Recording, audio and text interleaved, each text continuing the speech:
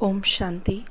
29 अप्रैल 2025 आज की मुरली का सार है।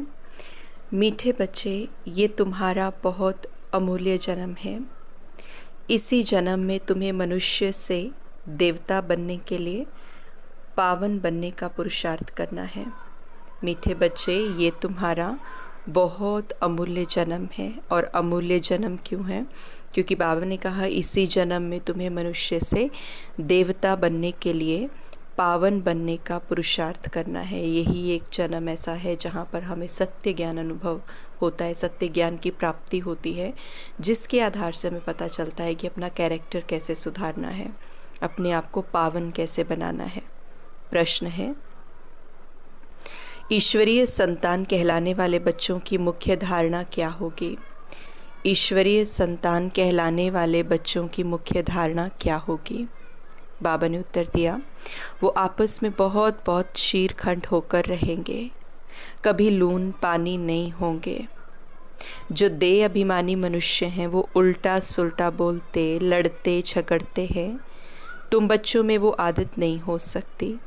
यहाँ तुम्हें दैवी गुण धारण करने हैं, कर्मातीत अवस्था को पाना है। तो ईश्वरीय संतान कहलाने के लिए बाबा ने कहा कि बच्चों में क्या धारणा होगी। तो ईश्वर की संतान माना ईश्वर के ही जैसी क्वालिटीज़ उसके अंदर। तो बाबा ने कहा कि वो बच्चे आपस में बहुत बहुत शीरखंड होकर रहेंगे, यानी आपस में बहुत मीठा बनकर रहेंगे, लड़ाई झगड़ा नहीं करेंगे। देह अभिमानी मनुष्य जो होते हैं, बाबा कहते हैं वो उल्टा सुल्टा बोलते हैं, वो लड़ते झगड़ते हैं, लेकिन तुम बच्चों में वो आदत नहीं हो सकती। और बाबा ने कहा दैवी गुण धारण करने, तो जो ईश्वरीय संतान होगी उसमें ईश्वर जैसे ही क्वालिटीज़ होंगी। तो ये बाबा ने हमें पैरामीटर दे दिया कि क्या क्या हमारे भीतर में धारणाएं होनी चाहिए। धारणा के लिए मुख्य सार, पहला पॉइंट है अंदर अपनी जांच करनी है।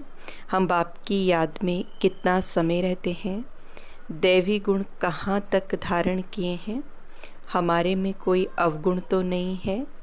अंदर अपनी जांच करनी है क्या कि हम बाप की याद में कितना समय रहते हैं, दैवी गुण मैंने कहाँ तक धारण किए हैं, कोई अवगुण तो नहीं है, हमारा खान पान चाल चलन रॉयल है, फालतू बातें तो नहीं करते, झूठ तो नहीं बोलते। तो ये सारी बाबा ने अपने अंदर अपने भीतर की जांच करने के लिए हमें कहा। दूसरा, याद का चार्ट बढ़ाने के लिए अभ्यास करना है। हम सब आत्माएं भाई भाई हैं, देह अभिमान से दूर रहना है, अपनी एक रस स्थिति जमानी है, इसके लिए टाइम देना है। याद का अभ्यास, याद का चार्ट बढ़ाना है, बाबा ने कहा। और वही बात है कि जब अकेले हो तो ये स्मृति हो मैं कौन हूँ, और जब साथ में हो तो ये स्मृति हो कि ये कौन है और मैं कौन हूँ। तो माना भाई भाई, हम सब आत्माएं भाई भाई हैं। तो वो एक भावना जो है वो ट्रेवल करे, वो एक भावना आत्मिक स्थिति वाली, उस भावना के तहत हम एक दूसरे के साथ इंटरैक्ट करें। तो बाबा कहते ऐसी अवस्था जमानी है। वरदान है, 5 तत्वों और 5 विकारों को अपना सेवाधारी बनाने वाले मायाजीत स्वराज्य अधिकारी भव। 5 तत्वों और 5 विकारों को अपना सेवाधारी बनाने वाले मायाजीत स्वराज्य अधिकारी भव।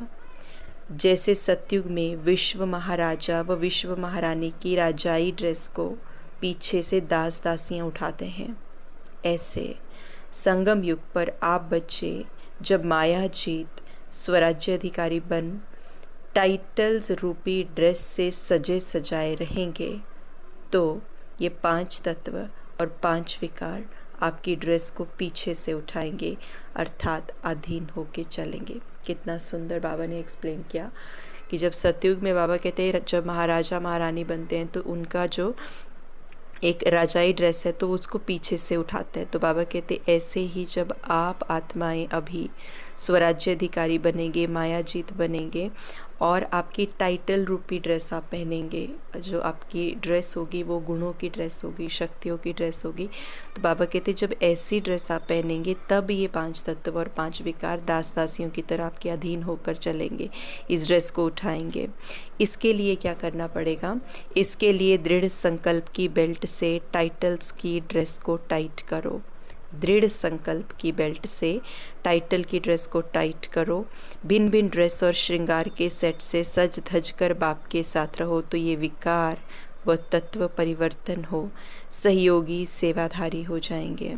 तो इसीलिए ये जो ड्रेस है ये इंटैक्ट रहे, टाइट रहे, इसके लिए बाबा ने कहा दृढ़ता बहुत बहुत ज़रूरी है।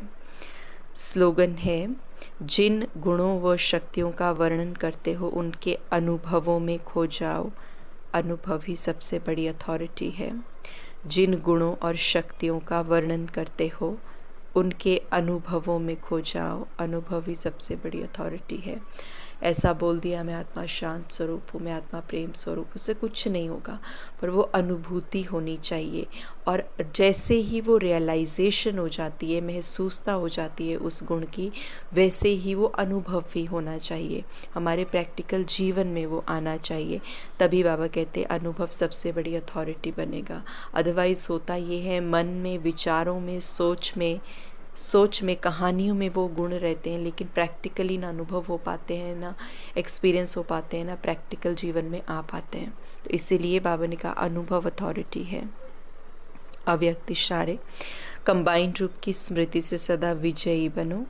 स्वयं को बाप के साथ कंबाइंड समझने से विनाशी साथी बनाने का संकल्प समाप्त हो जाएगा, क्योंकि सर्वशक्तिमान साथी है।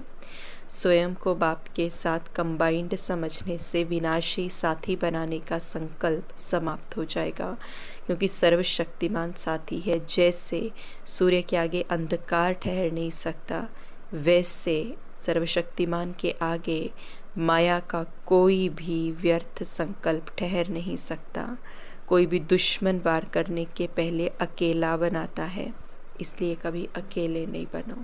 बाबा ने कहा मुझे हमेशा हमेशा साथ रखो। ओम शांति।